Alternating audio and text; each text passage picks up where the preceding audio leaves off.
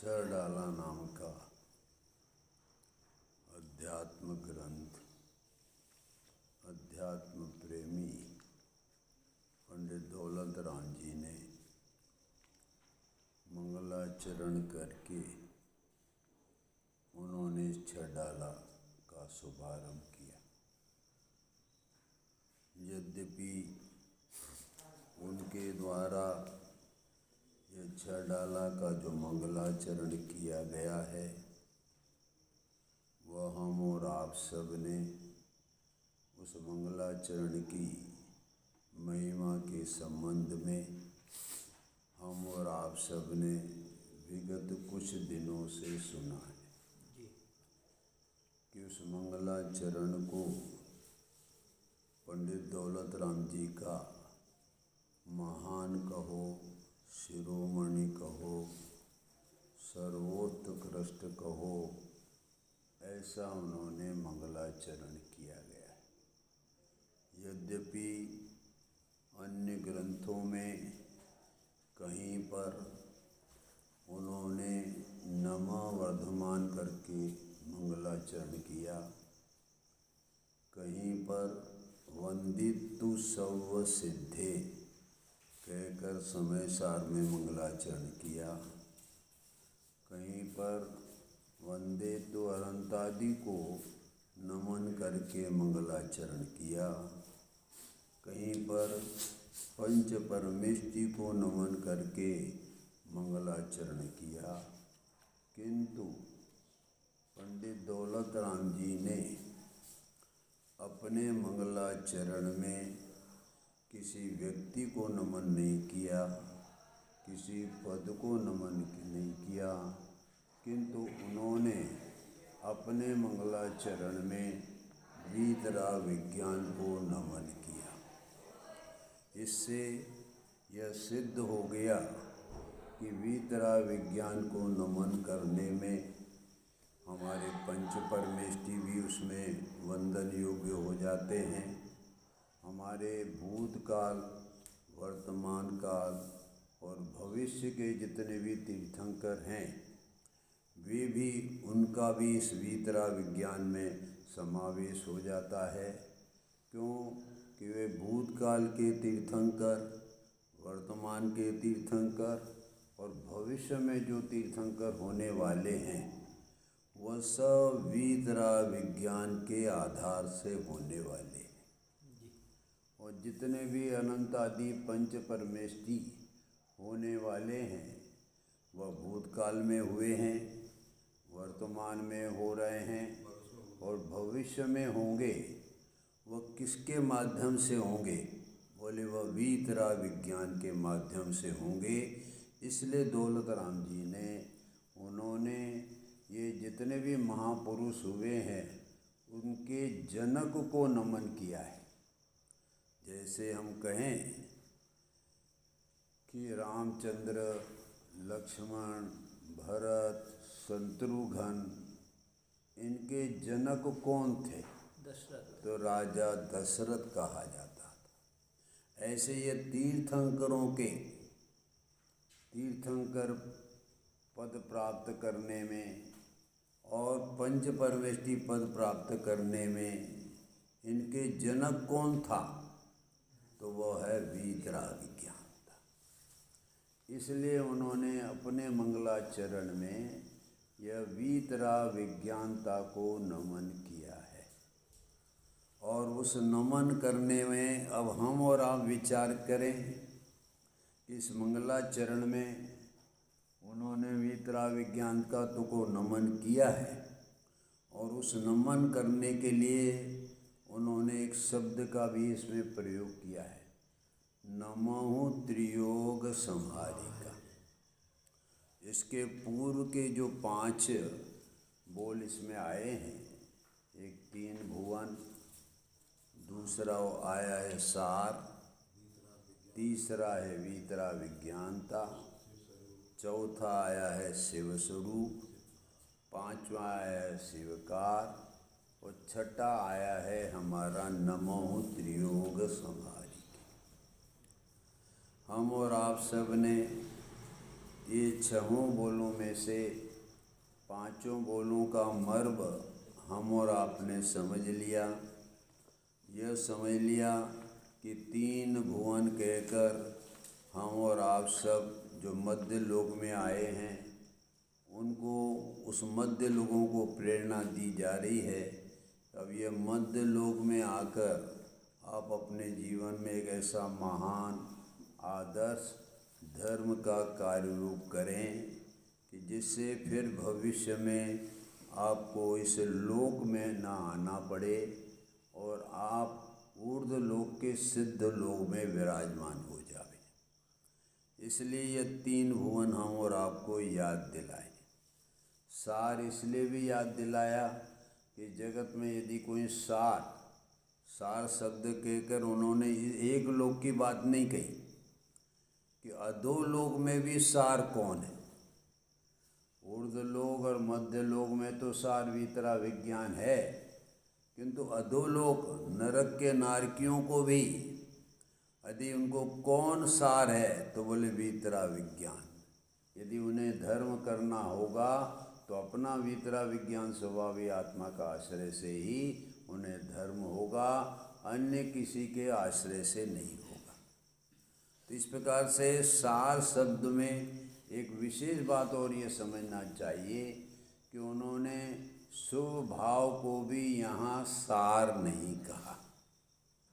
पांच इंद्रिय के विषय कैसा है तो सार है ही नहीं, वे तो विष के घड़े हैं, विष के झाड़ हैं, इसलिए उन्हें तो हम और आप सार कह ही नहीं सकते।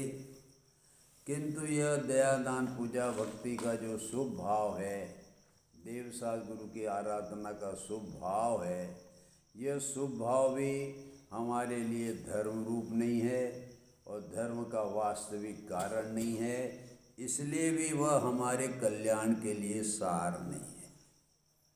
ये उत्कृष्ट बात जो इस हमारे मंगलाचरण में वो हमारे दौलत राम जी सार शब्द कहकर ये कहना चाहते थे। यहाँ तक कि वो कहते हैं कि मुनिराज का जो हमारा पंच महाव्रत का भाव है वो भी शुभ भाव है, किंतु वे भी सार नहीं है।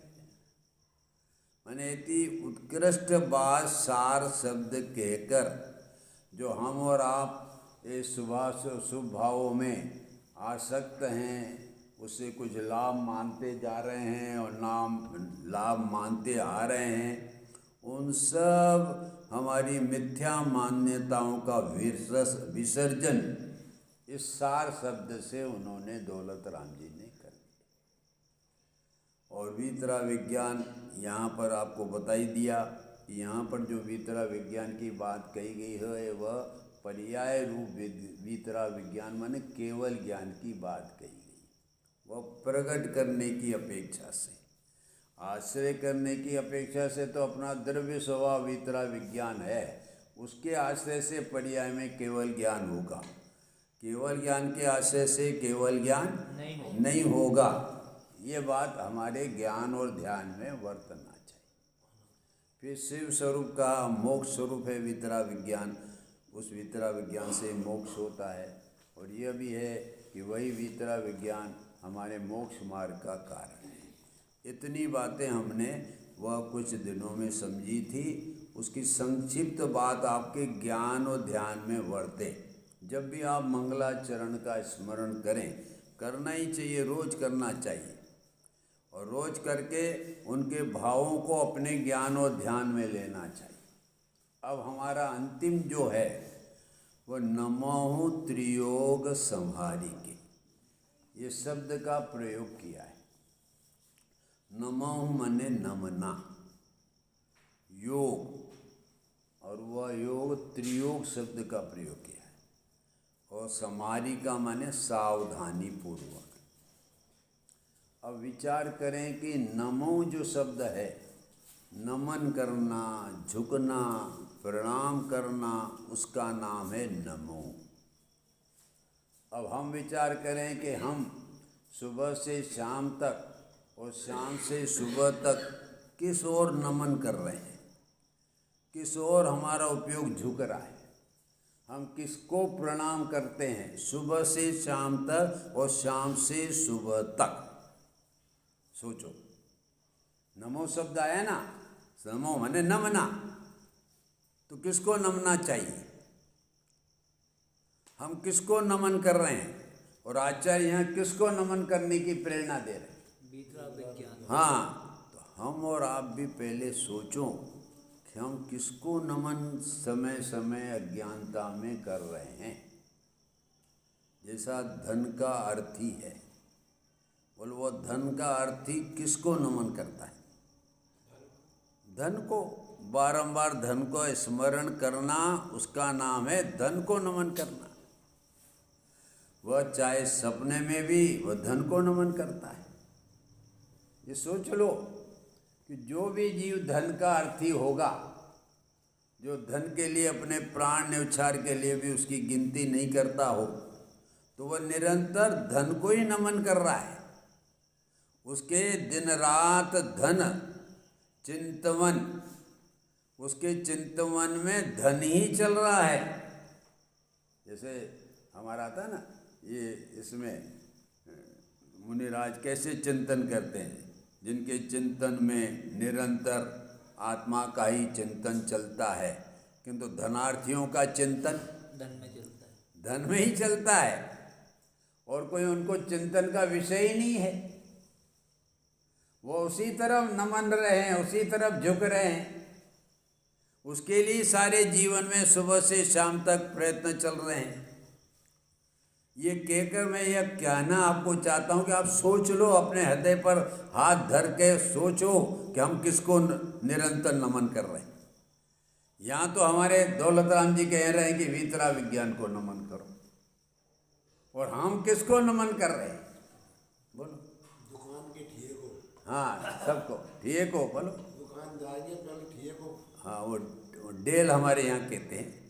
वो डेल को लोग 3 बार नमस्कार करते हैं, क्योंकि दुकान पैसा दे रही है, इसलिए उसको नमन करते हैं। सोच लो, अपना मिथ्या मान्यता, अपनी विपरीत श्रद्धा, अपना विपरीत ज्ञान और अपना विपरीत आचरण किसको नमन रहा है। अब अपने सब सीने और छाती पर सोचो कि मुझे किसका नमना चाहिए, किस ओर नमना चाहिए, किस ओर मेरा उपयोग झुकना चाहिए, मेरे को किसकी सावधानी रखनी चाहिए, वह हम भूले हुए हैं। ये हमारा मंगलाचरण हमको याद दिला रहा है। नमो, किसी की सुंदर पत्नी हो तो वह रात दिन उसका ही चिंतन करता है। मृदु संभाषण में वही कथा, मेरी पत्नी इतनी सुंदर है, इतनी गुणवान है, इतना ये है, उतना ये है। वो निरंतर किसको नमन कर रहा है? नमन कर रहा है, पत्नी को नमन कर रहा है, जिस नमन करने से हमारी दुर्गति मिलने वाली। कोई पिता का पुत्र बहुत अच्छा पढ़ाई लिखाई में बहुत अच्छा होता है, तो वह पिता क्या करता है? वो पुत्र की प्रशंसा करता रहता, तो मेरा बेटा ऐसा गोल्ड मेडल प्राप्त हुआ है, ऐसा है, वैसा है। तो वह उसको दिन रात चिंतन में क्या चल रहा है? अपना पुत्र चल रहा है। ये कहकर, उदाहरण देकर आप सोचो आपके हृदय में क्या चल रहा है नमन के प्रति। आप किसको नमन करने आ रहे हैं? या प्रतिदिन भगवान को नमन करते हैं कि भगवान के प्रति रात को नमन करते हैं? भगवान के प्रति राग को, हाँ, राग को नमन कर रहे हैं। ये एक आप चिंतन इसका बढ़, मैं तो एक उदाहरण दिया, इस पर से चिंतन आप चलाना चाहिए कि हम सुबह से शाम तक किसको नमन कर रहे हैं।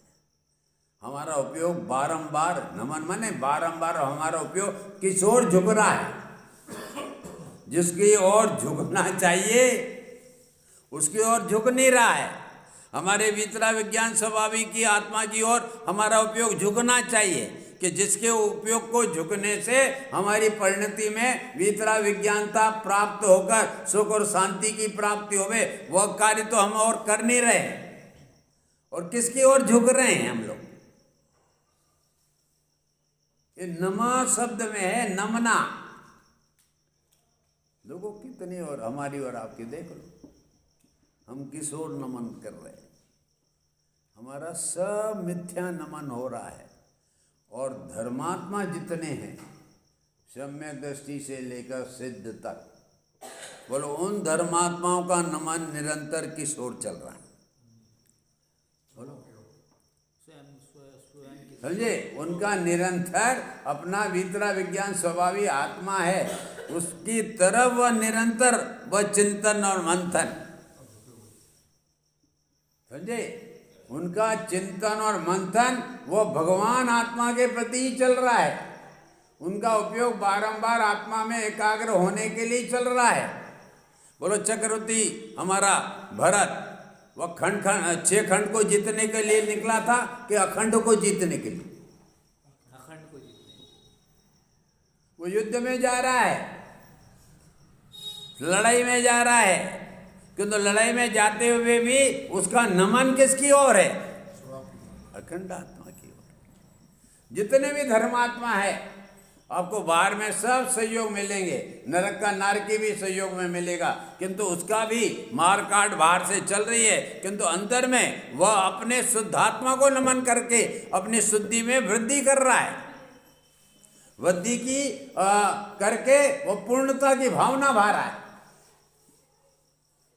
सोच लो भाई साहब, हम और आप में क्या चल रहा है अपने जीवन में। वो सभी जगत के जीव सुख चाहते हैं, शांति चाहते हैं, धर्म करना चाहते हैं, किंतु धर्म की ये विधि ये हम और आपको मंगलाचरण बता रहे कि तुम नमन किसकी ओर कर रहे हो, तुम्हारा उपयोग बारंबार किधर झुक रहा है। उपयोग उपयोगी की आत्मा की तरफ झुक रहा है कि जो उपयोग की चीज़ें हमारी नहीं है, ज्ञान दर्शन के अतिरिक्त हमारी चीज़ें जगत की नहीं है, मोह राग द्वेष हमारी नहीं है, उनके विषय स्त्री कुटुंब हमारे झुकने योग्य नहीं है, नमन करने योग्य नहीं है, उनका चिंतन करने योग्य नहीं है, उनका मनन करने योग्य नहीं है, और हम संसारी उनका निरंतर मनन कर रहे हैं, तो हमारे भगवान को सच्चा नमन हो ही नहीं सकता। अब सब बैठो, थोड़ा 5 मिनट बैठो शांति से, और शांति से 5 मिनट बैठकर सोचो कि मुझे ये मनुष्य भव मिला है, सच्चे देव साहब गुरु का समागम मिला है, और समागम मिलने पर इसका मेरा परम कर्तव्य क्या है, वो मेरे द्वारा हो रहा है कि मेरा समय समय वह मेरा कहाँ जा रहा है। बोलो, मेरा समय समय मेरा उपयोग कहाँ जा रहा है, सोचो आप।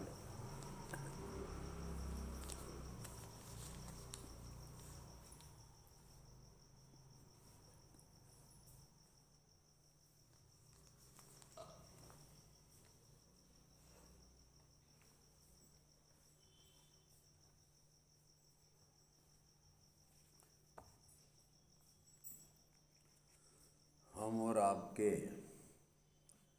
परिणामों के संबंध में जो हम और आप सब निरंतर पर की ओर झुक रहे हैं, और पर की ओर झुककर हम 5 इंद्रिय के विषय कषायों की लालसा रखकर उनकी ओर झुक रहे हैं, तो झुकने का फल हम और आपको क्या मिलेगा, आप पहले सोचो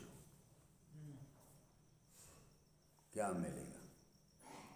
और हमारे ज्ञानी धर्मात्मा आपको झुकने के लिए, जैसे दौलत राम जी ने हम और आपको झुकने के लिए, क्योंकि दौलत राम जी स्वयं किसकी ओर झुके, बोले वीतरा विज्ञान की ओर झुके, और हमको सबको यही प्रेरणा दे रहे हैं। और यदि हम अपने वीतरा विज्ञान स्वभावी आत्मा की ओर नहीं झुकते, तो पंडित टोडरमल जी के 3 शब्द याद कर लेना, हमारे संबंध में कहें क्या, कि हम तो ये झुकने की बात इस जीव को बारंबार कह रहे हैं, किंतु यह झुक नहीं रहा है, तो ये कैसा है, बोले कैसा है, ढीठ है, दुष्टचित है सुबह और सुबह है। बोलो ये शब्द आपको तीर जैसे चुभते नहीं? जो हमारे संबंध में, हम जैन कुल में पैदा हैं, प्रतिदिन देवसाग गुरु की आराधना करते हैं, और फिर भी हमें दौलत राम जी कह रहे हैं तो ढीठ है। जिसको झुकने के लिए कह रहे हैं उधर झुकता नहीं, और हमारे बाहर में झुकता है। तो जो सुनता नहीं है तो उसको क्या कहेंगे? बेटा नहीं सुनता है तो बाप क्या कहेगा? यही कहेगा ना, ढीठ। हमारे सर्वज्ञ परमात्मा हम और आपको ये कह रहे हैं कि तो अंदर में झुक, और अंदर में हम झुक नहीं रहे हैं। तो हम सर्वज्ञ परमात्मा के कैसे आज्ञाकारी शिष्य हुए कि ढीठ शिष्य हुए। ढीठ शब्द से प्रयोग किया टोटल में। और दूसरा शब्द क्या? दुष्ट चित्त। बोलो, ये तीर जैसे नहीं लगते ये शब्द हमको? हम परमात्मा स्वरूप हैं, जिसको ज्ञानी धर्मात्मा हम सबको भगवान आत्मा कहते हैं, और भगवान होने की हमारे में क्षमता है।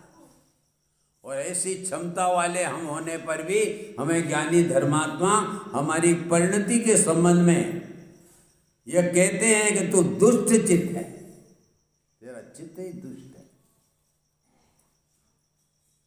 तुझे स्वाधीन उपदेशदाता का, गुरु का उपदेश मिलने पर भी तू उनके वचनों को नहीं suनता, इसलिए तू ढीठ है, दुष्ट चित्त है। और तीसरा क्या कहा? सुभर। कि जिस संसार का हमारा जन्म मरण के दुखों की बात जो सुनते हैं, वो भव्य जीव जिनका हृदय कांप जाता है, कंपायमान हो जाता है। अरे मेरा भगवान आत्मा तो इस जन्म मरण से रहित है, और ये पर्याय में मेरे जन्म मरण चल रहा है। तो यह बात सुनकर धर्मी जीवों, भव्य जीवों की आत्माएं कंपायमान हो जाती है, थरथराने लगती है। क्या? हाँ। और तुम इस संसार के जन्म मरण के दुखों से भय ही नहीं लग रहा है, तुम कैसे सुबट हो? देखो, ये एक एक विशेषण हम और आपको इस संसार से विरक्त होने के लिए और मोक्ष मार्ग में गमन करने के लिए एक एक शब्द तीर की भांति है। यदि ये शब्द हमारे अंदर में आत्मसात कर लें तो उस जीव का कल्याण होने में देरी नहीं लगेगी। देरी क्यों नहीं लगती है? कि कुछ भी कहे, सासू जी पुत्र वधू को कुछ भी कहे, कोई असर नहीं, पानी जैसा। ऐसे ये जिनवाणी माँ हमें कुछ भी कहे, सब इधर से सुना उधर से निकाल दिया। ये साधर्मी और मोक्षों के लिए शर्म की बात है। अन्य जीवों की तो हम बात कहें, क्या कहें, जो जिनवाणी सुनते नहीं है, जो जिनागम के समागम में नहीं आते, धर्मात्माओं के समागम में नहीं आते, उनका तो भगवान ही भरोसा है। किंतु जो भगवान के सानिध्य में आए हैं, वक्ताओं के सानिध्य में आए हैं, जिनवाणी के सानिध्य में आए हैं, और उन जीवों की ये स्थिति देखते हैं कि उनको कुछ असर नहीं हो रहा है, तब ये टोडरमल जी को तो गाली देना तो याद नहीं था। समझे? ये साला नालायक है, ये है, बाप तो बेटे को कह देगा, किंतु टोडरमल जी को गाली नहीं देना आता। किंतु इन कठोर शब्दों से उन्होंने संबोधित कर दिया। अब इसमें जो समझ जावे वह शाबाश, और जो नहीं समझे तो उसका भगवान कल्याण। ऐसी बात है। तो इसलिए ये क्यों कह रहे हैं? इसलिए कह रहे हैं कि हमारे पंडित जी डॉक्टर साहब ने एक लिखा कि तुम्हारा जो आयु है ना वो क्षण क्षण हो रहा है। उन्होंने ये पंक्तियां लिखी, देखो क्या पंक्ति लिखी, देखो, अंजुली जनसम जवानी क्षीण होती जा रही, प्रत्येक पल जर जर जरा नजदीक आती जा रही, काल की काली घटा प्रत्येक क्षण मंडरा रही, किंतु पल पल विषय तृष्णा तरुण होती जा रही। ये तृष्णा समय समय तरुण होती जा रही है।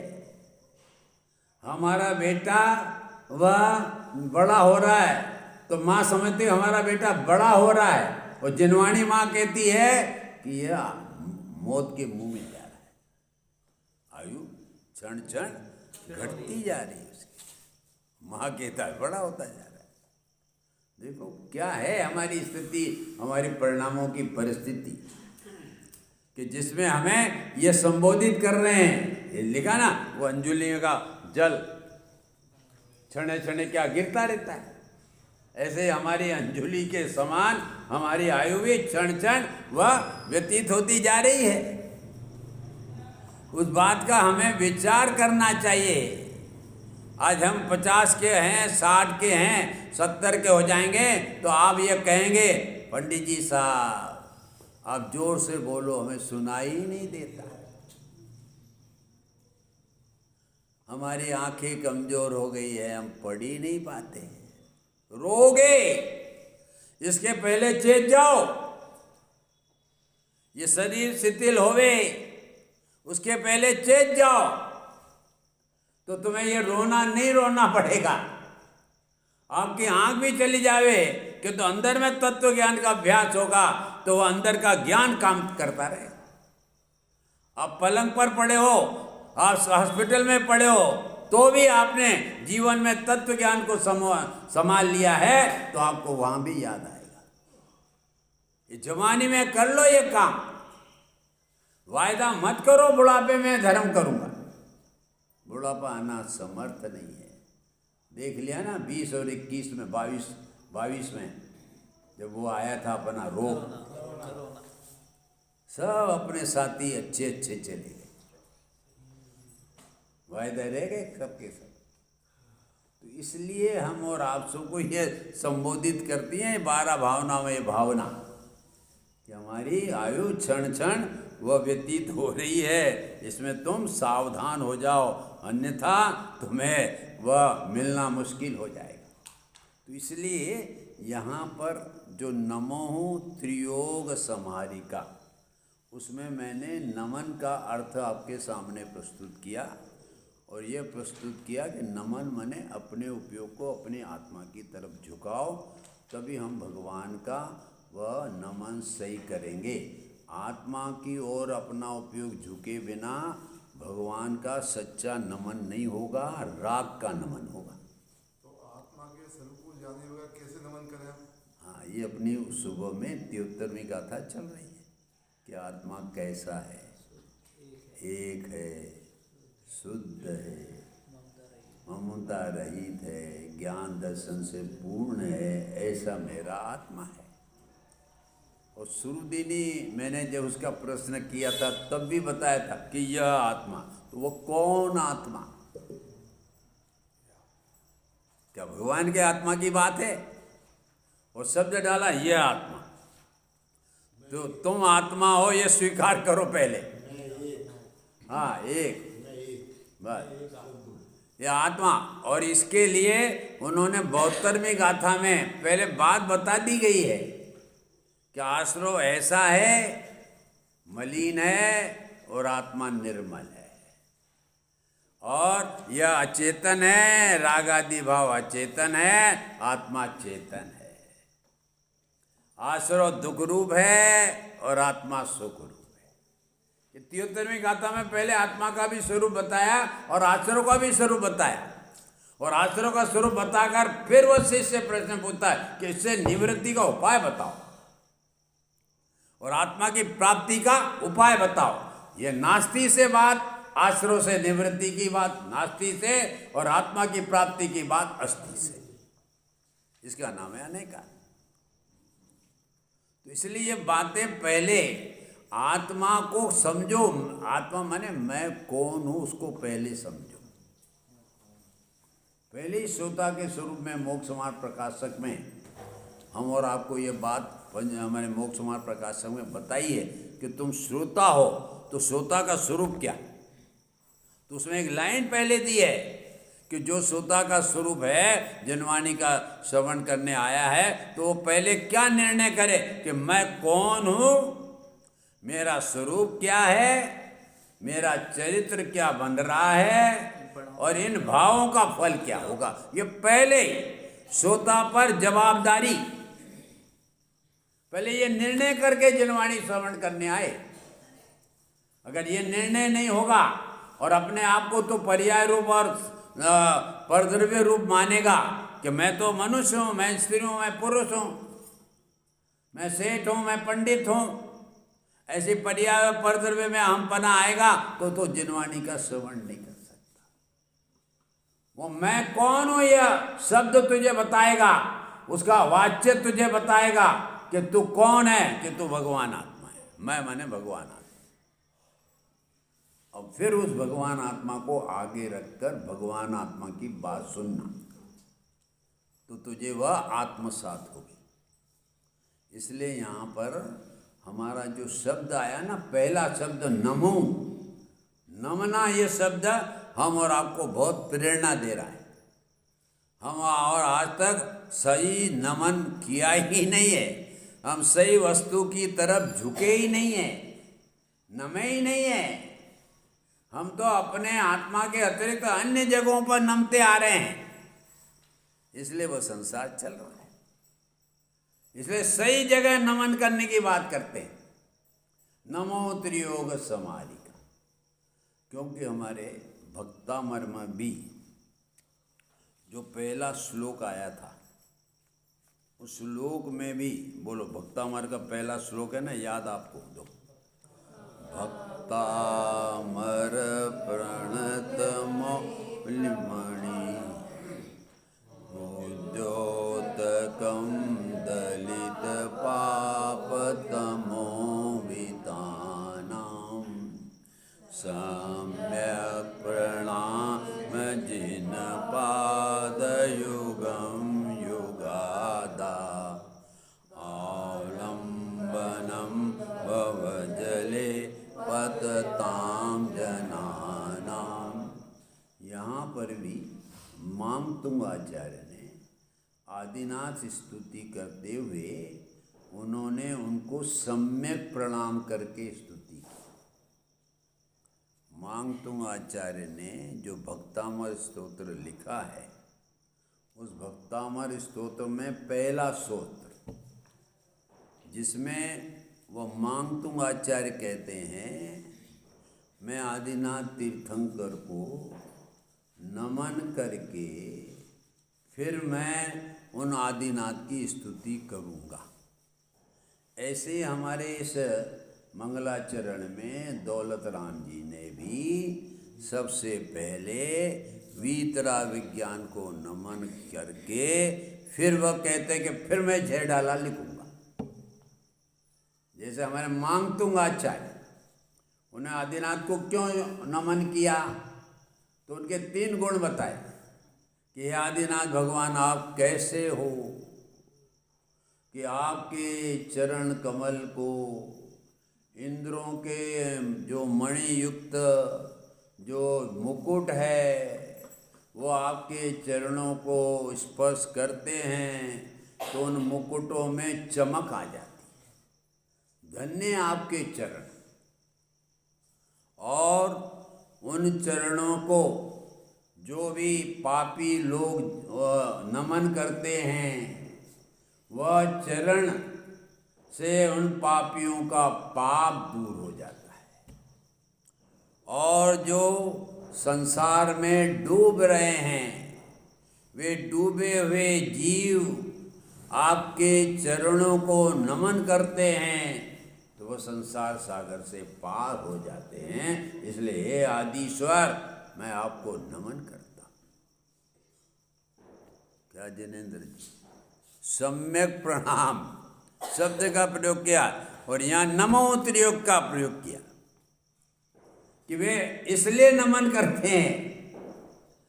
ऐसा नमन नहीं करते, सामान्य नमन नहीं, विशेष नमन। उन दौलत राम जी ने यहाँ पर जो नमन किया है वो सामान्य नमन नहीं है, विशेष नमन है। ऐसे हमारे भक्तामर, उसके एक एक छंद में मर्म है, किंतु जगत के अज्ञानियों ने उसे सांसारिक लाभ प्राप्त करने के लिए उपयोग कर लिया। ये छंद से ये प्राप्त होगा, इस छंद से ये बच्चा मिलेगा, इस छंद से ये रोग दूर होगा। अरे किसी भी छंद में मांगतुंग आचार्य ने किसी भी सांसारिक प्रलोभन की प्राप्ति का कोई छंद ही नहीं लिखा। तुम ये अज्ञानियों ने अपनी कल्पना से उसमें से छंदों में से जगत के अज्ञानी भोले भाले प्राणियों को लूटने का तुमने अच्छा धंधा चालू कर दिया। अरे वह वीतरा मांगतुंग आचार्य, वह मुनिराज थे, वीतरागी थे। उन्हें क्या है, ये छंदों को लिखकर कोई सांसारिक प्रलोभन की प्राप्ति करने की भावना कैसे हो सकती? हो ही नहीं सकती। फिर भी अज्ञानियों में सब निकाल लिया। जैसे अज्ञानियों ने निकाल लिया ना, क्या निकाल लिया? 24 तीर्थंकरों में से क्या निकाल लिया? शनिवार को अपनी सर्वतनाथ। हाँ, ये निकाल लिया भगवान महावीर के, महावीर जी जाओ तो बच्चा मिलेगा, निकाल लिया अज्ञानियों ने तीर्थंकरों में से। द्रव गुण पर्याय का स्वरूप नहीं जाना, नहीं जाना ना, धर्म का स्वरूप ही नहीं जाना उन्हें, धर्म की शरण में ही नहीं आए। कल्पना से घोड़े दौड़ाते रहे, भूत भगाना है तो चलो पद्म प्रभु जी तिजारा, हम पद्म प्रभु जी वहाँ जाओ। अरे क्या तीर्थंकरों से आपने अपने सांसारिक प्राप्ति की भावना व्यक्त की? वो तो वीतरागी है, सर्वज्ञ है। तुम्हें उनसे कुछ प्राप्त करना हो तो वीतरागता और विज्ञानता को प्राप्त करो ना, तो जिससे तुम निहाल हो जाओ। वो तो प्राप्त करते नहीं, और इस प्रकार की प्राप्ति की भावना रखते हैं तो संसार बढ़ाते हैं और पूर्व का पुण्य भी जल जाता है। तुम भ्रम में मत रहना, जो पूर्व में पुण्य बांधा है ये गृहीत मिथ्यात्व से पूर्व का पुण्य जल जाता है और नया पाप बन जाता है। ये तुम्हारी सब अज्ञानता का लक्षण है। तो उसमें एक बात आई है ना, अरहंतों के द्रव गुण पर्याय को लूं मैं जान, वो क्षोभ से रहित बनूं प्रभु मैं भी अरहंत कहूं। तो उनके द्रव गुण पर्याय को जानने बगैर कैसे हम अरहंत परमात्मा को पहचानेंगे? नहीं पहचानते, बिल्कुल। जिनवाणी में कहा है ना, जिसको पहचानना हो, जिसके तरफ नमन करना हो तो पहले उसका स्वरूप पहचानो। वो वीतरागी है कि रागी है, वो विज्ञान स्वरूप है कि अज्ञान स्वरूप है। उसके द्रव्य से, कि उनका द्रव्य और हमारा द्रव्य दोनों का एक है, उनमें जितने गुण हैं हमारे गुण भी एक हैं, पर्याय में अंतर है। तो उन्होंने पर्याय में अंतर अगर हमें बताया है कि जैसा हम अंदर में झुके हैं तो भी अंदर में झुक, तो तेरी पर्याय में से मोह का विलय हो जाए, ये बताया है शास्त्रों में। हम अनंत का यदि सच्चा नमन करें तो उनके द्रव्य गुण पर्याय को समझकर नमन सच्चा होगा, अन्यथा नहीं होगा। तो इसलिए यहाँ पर जो शब्द डाला है नमा, और दूसरा शब्द डाला है त्रियोग। नमा के लिए तो मैंने ये भक्तामर स्तोत्र का आपको उदाहरण दिया, और उन्होंने फिर भक्तामर की स्तुति आदिनाथ की, किंतु भक्तामर के स्तोत्र में कहीं पर भी आदिनाथ का नाम नहीं है, फिर भी आदिनाथ की स्तुति बोलते हैं। 48 छंदों में देखना कहीं पर आदिनाथ का नाम लिखा हो, कहीं पर आदिनाथ का नाम नहीं लिखा, तो फिर वह कैसे आदिनाथ की स्तुति है, कैसी ऋषभनाथ की स्तुति है? कोई समझना ही नहीं चाहता। वह शब्द जो आदिनाथ शब्द कहीं पर भी नहीं है 48 छंद में, कि मांगता हूँ आचार्य आदिनाथ की स्तुति कर रहे हैं, किंतु उसमें दूसरे छंद में एक शब्द आया, प्रथमम जिनेन्द्र। जो दूसरा छंद था प्रथमम जिनेन्द्रम, जो मांगता हूँ आचार्य ने लिखा, वो प्रथमम जिनेन्द्र पर से ये नक्की किया कि इस काल के प्रथम जिनेन्द्र कौन थे? बोले आदिनाथ। उस पर से वह आदिनाथ स्तोत्र बना, उस पर से हमारा वह ऋषभनाथ स्तोत्र कहलाता है, वो शब्द से।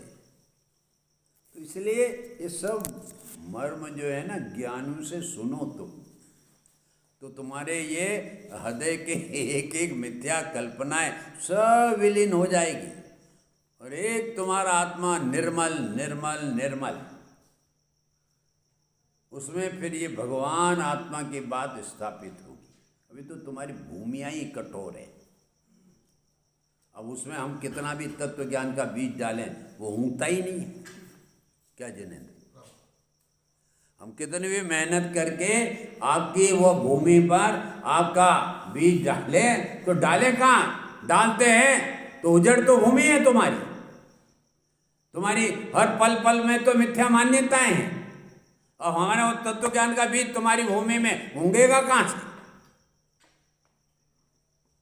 आपकी भूमि नरम करो, कैसे कि नहीं, अब ये संसार असार है, ये क्षण भंगुर है, इसमें एक क्षण भी रहने जैसा नहीं है, इसके कदम कदम पर कांटे हैं। ऐसा तुम पहली भूमि नरम तो करो, चार गति के दुखों की बात सुनकर आत्मा कंपायमान हुए ऐसी भूमि तो बनाओ। भूमि बनाओगे नहीं तो ये तत्व ज्ञान का बीज तुम्हारी भूमि में नहीं होगा, जल जाएगा।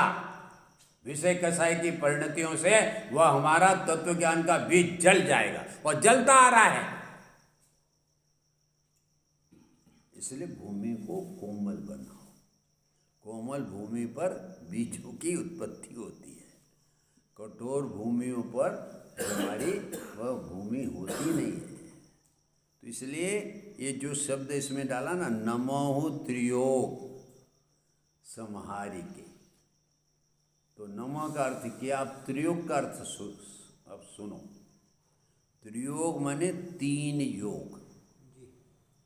कौन? सम्यक दर्शन ज्ञान चारित्र वह तीन योग है, द्रव्य गुण पर्याय वह तीन योग है, बोलो। पंच परमिष्टि वह हमारे ये तीन योग है, बोलो। वो तीन योग नहीं, सम्यक दर्शन ज्ञान चारित्र वह तीन है तो वह तीन योग नहीं, द्रव्य गुण पर्याय वह तीन योग नहीं, मिथ्या दर्शन ज्ञान चाहिए वह तीन योग नहीं। तीन योग माने कौन? मन योग, वचन योग और काय। ये तीन योग की बात यहाँ योग शब्द में से वह तीन योगी है, अन्य योगों की बात नहीं, अन्य योग नहीं है। सम्यक दर्शन ज्ञान चाहिए तो मोक्ष मार्ग रूप है, द्रव्य गुण पर्याय तो वस्तु रूप है, वो त्रियोग नहीं। त्रियोग माने मन वचन काय। बोलो अब कहाँ जा रहे हैं? समारी का शब्द आगे आएगा, उसका मार्मिक अर्थ बताऊंगा, समझे? कि ये तीन योग, मन वचन और काय, तीन योग। अब योग किसे कहते हैं? योग शब्द जुड़ा है ना, तीन योग। तो योग का अर्थ होता है कि हमारे मन वचन काय के निमित्त से आत्मा के प्रदेशों में कंपन हलन चलन होना, उसका नाम है योग, समझे? ये योग का स्वरूप है। ये मन वचन काय के निमित्त से आत्मा में हलन चलन होना, मन संबंधी हलन चलन होना, वचन संबंधी हलन चलन होना, काय संबंधी हलन चलन होना, उसका नाम है योग। यह योग, एक योग हमारे 5 असुरों में भी एक योग है। क्या जिनेंद्र? मिथ्या, अभिवृत्ति, प्रमाद, कसाय और योग, उसमें भी एक योग है। और 5 बंदों में भी एक योग है, मिथ्या, अभिवृत्ति, प्रमाद, कसाय और योग बंद। ये 5 आसुरों और 5 बंद में जो योग है, यह संसार का कारण है। क्यों? कि इसमें मन वचन काय की विरूपता का परिणाम होता है, वक्रता का परिणाम होता है। इसलिए ये त्रियोग संसार के कारण है। और एक हमारा योग सार नाम का ग्रंथ है। उस योग सार के ग्रंथ में आचार्य योगेंदु ने योग का अर्थ किया। क्या अर्थ किया? कि जो हमारा मन वचन काय जो योग है वह स्वरूप में जुड़े, स्वरूप में एकाग्र होवे तो वह योग सार कहलाएगा। क्या जिनेंद्र? ये देखो योग है ना, योग सार।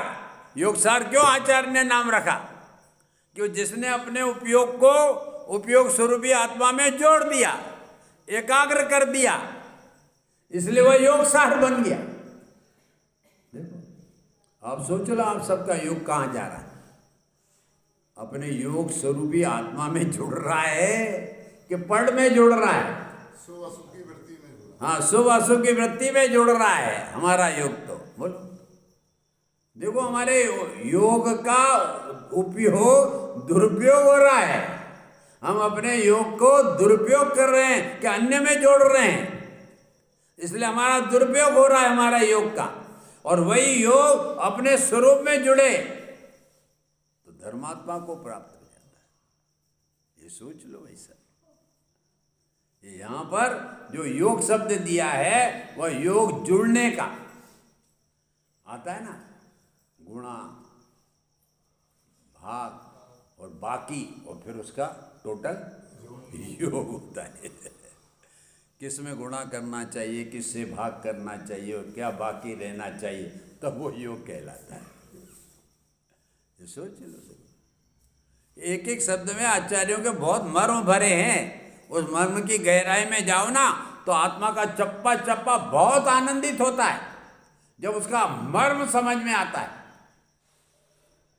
ज्ञानियों का हम ये पढ़ते जरूर हैं, किंतु उसका मर्म आपने सुना तो बोलो आपका हृदय प्रसन्न होता है कि नहीं होता? अरे अरे, ये अर्थ तो हमने 3 लोग में से निकाला नहीं, सार में से निकाला नहीं, और ये पंडित जी ने इस वितरक ग्रंथ में से ये निकाल लिया। ये तो बहुत गजब की बात बताई। तो आपका चप्पा चप्पा आनंदित हो जाएगा। धन्य है ये जिनवाणी माँ, जिनके इससे ये होता है। तो आपको समझ में आया? योग का अर्थ समझ में आया? क्या आया? कि मन वचन काय की निमित्त से आत्मा के प्रदेशों में परिस्पंदन होना, मन संबंधी, वचन संबंधी, काय संबंधी, उसका नाम है योग।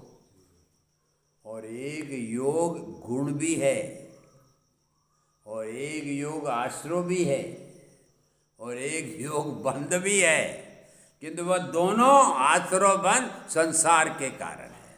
और एक योग गुण मन जुड़ना, वह एक ऐसा कार्य है जो हमारे मन वचन काय की एकाग्रता पूर्वक आत्मा में जुड़ जाएगा तो वह हमारे उसमें योग सार में सम्मिलित हो जाएगा, योगियों में सम्मिलित हो जाएगा। यही जीवन में हमारे लिए सार है। योग सार में यही बात बताइए सार की, कि अपने उपयोग को जोड़ो, पर से हटाओ और स्वरूप में जोड़ो उपयोग को, तो निहाल हो जाओगे। ये बात हमारी बताइए।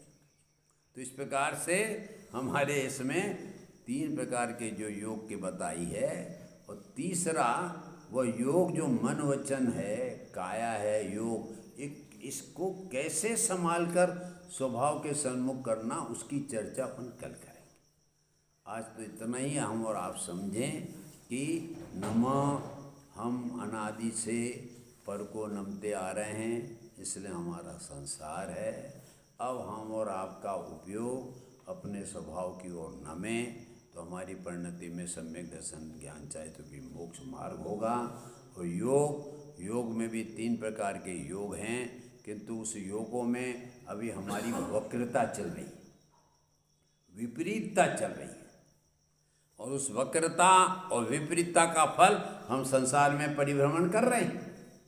अगर हमारी परिणति में वक्रता न हो, माने मन से कुछ बोलें, वचन से कुछ बोलें और काय से कुछ बोलें, ये